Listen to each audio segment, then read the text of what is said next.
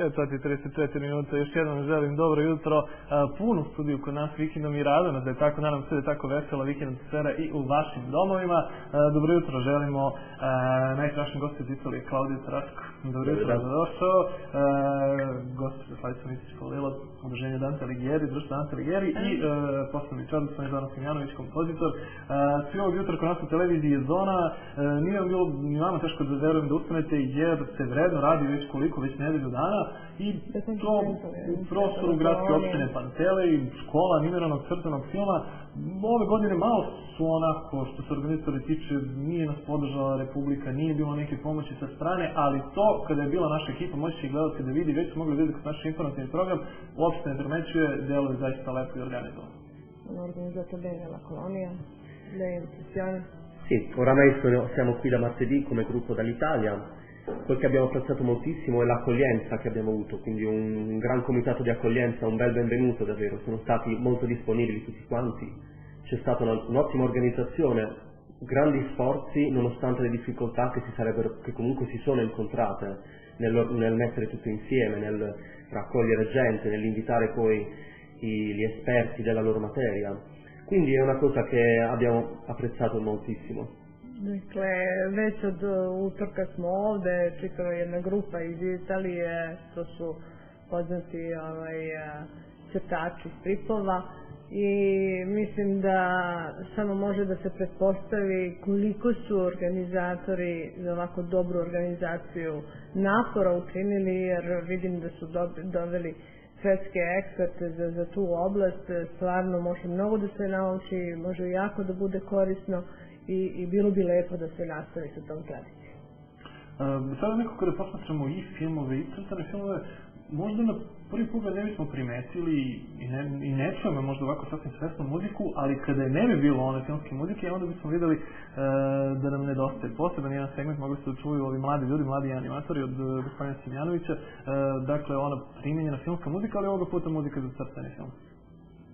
Ja sam pokušao da im objasnim i da napravimo na jednom malom filmiću jedan primjer kako se ta muzika radi, da oni jednostavno shvate kako to funkcioniše, kako to ide normalno, mislim, sve zavisi od onoga koji to pravi, da ta muzika bude dobra ili neće, ali bar zanatski da se vidi kako to funkcioniše, kako mi gledamo film, kako i kad se pravi, recimo nekad se prvo radila muzika.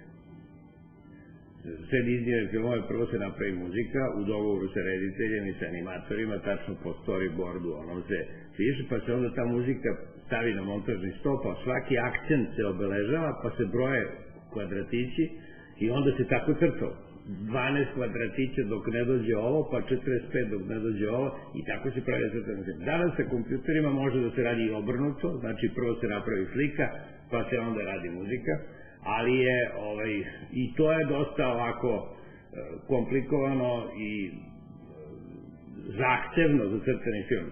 U crtanom filmu se muzika više primećuje nego u ovom drugom, zato što ona više znači, pa onda ti pokreti i sve to jednostavno je primetljivije nego u igranom filmu gde spravi neku samo emociju i nešto tako, ali je onda još teže napraviti za crtani film, tako da eto to smo probali i djeca su slatko gledala, da li su nešto zapamtile, vidjet ćemo.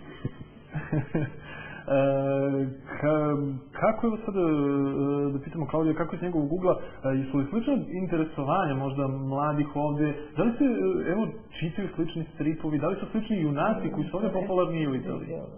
In Serbia e in Italia sono simili. C'è interesse, sì, e anche per i fumetti per esempio. Beh, ecco, io essendo ancora da pochi giorni in Serbia non posso certo avere un netto giudizio, una netta panoramica su quelle che sono le abitudini. Posso comunque vedere e notare già dall'inizio che c'è similitudine, sì, su questo. L'unica forse diversità è proprio riguardo il tema del fumetto, che forse da noi in Italia, seppur sia parte della nostra cultura e tutto, venga col tempo persa, venga col tempo apprezzata forse un po' meno, al contrario di quanto viene in Serbia. Infatti non è un caso che i grandi della fumettistica, i grandi autori che hanno creato personaggi come Zagor, come Tex Willer e Dylan Dog, sono molto apprezzati più in Serbia che in Italia, e questo fa anche una particolarità della cultura serba, perché l'Italia è sempre vista per il buon mangiare, per la cucina, per la moda nel mondo, ma questa prima volta finalmente per qualcos'altro, che non siano gli stessi stereotipi. Dakle, ja se bojim da je ovo kratak period da bi mogao jedan dobar zaključak da izvedem, ali ono, slični su interesovanja su slične u svakom slučaju, ali nešto što je mene posebno oduševilo, to sam otkrio ovde u Srbiji, da u stvari jedan važan segment italijanske kulture, koja je inače poznata u svetu, čim se kaže Italija, to se misli na modu, misli se na italijansku kuhinju. Međutim, važan segment su baš ti stripovi i svetski su poznati autori likova, svi znamo za Milana Doga, za Zagora, ali imam utisak da u Italiji vremenom se to malo izgubilo, znači nismo više svesni važnosti tog segmenta naše kulture, koju inače ovde u Srbiji sam video da je jako, jako lepo neguju i čuvaju i stvarno sam jako zahvalna na toga. Ja mislim da uvek kad stranac dođe u tuđu zemlju, onda vidi kad misli da je tamo bolje. Nije bolje. Nije bolje nego što je tamo, ali je u svakom slučaju, ja ne znam mnogo tih italijanskih stripova, ali znam jedan fenomenalan, a to je grupa TNT sa čuvenim likovima, Fordom, Alan Ford, onda to su Italijani pravili, to je bio super popularan strip kod nas, to se kupovalo u neograničenim količinama. A vi imate koji? Primerak? Ne, ali to ima, može to da se nađe. Ima oglas, znate, kupujem stripova. Kupujem Alana Forda i grupu TNT, to je čuvena poruka grupe TNT je bila pljačkaju siromaše i daju bogatima. To je potpuno odgovarajuće u ovoj situaciji. Kako je inspiracija i ideja, stvaranje ideja možda za neku filmsku muziku, da li to prati nastanje samog projekta, da li ide kasnije kada pogledate, nekako imamo da podinako kao mnoge serije, mnoge muzike koje ste vi radili za Grlomu Jagode, za Balkan Express, znamo koliko se to i nekako od samog onda dela filmskog ili od serijskog programa odvoji i onako nastavi neki svoj zasebni život.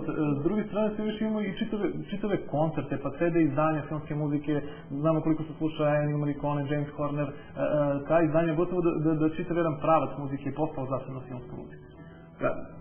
Goran Marković u nekom tekstu o meni, kad je govorio, u stvari pokušao da objasni zašto se to desilo. On kaže meni da sam ja imao sreću da sam se rodio polovinom 20. veka, kad je se desila jedna promena u muzici i da je počeo taj film da dobija, znači ta muzika je potpuno dobila jedan drugi značaj, više nije bila samo koncertna, nego je počela biva primenjena.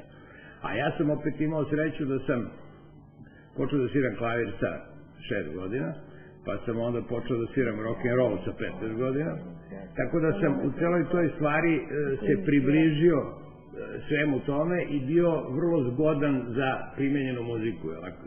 Primenjena muzika je ono što se traži u tom trenutku, u tom filmu. Znači, primenjena muzika je Grlom Jagode i neki rock'n'roll i Balkan Express muzike među dva rata i Petrin Venac, gde je recimo kao narodna muzika, moja, ali kao narodna, i ta je muzika koliko postala narodna da recimo jedna špica na Radio Beogradu svira Petrin Venac, moja muzika, i onda speaker kaže Radio Beograd, prvi program, emisija narodne muzike.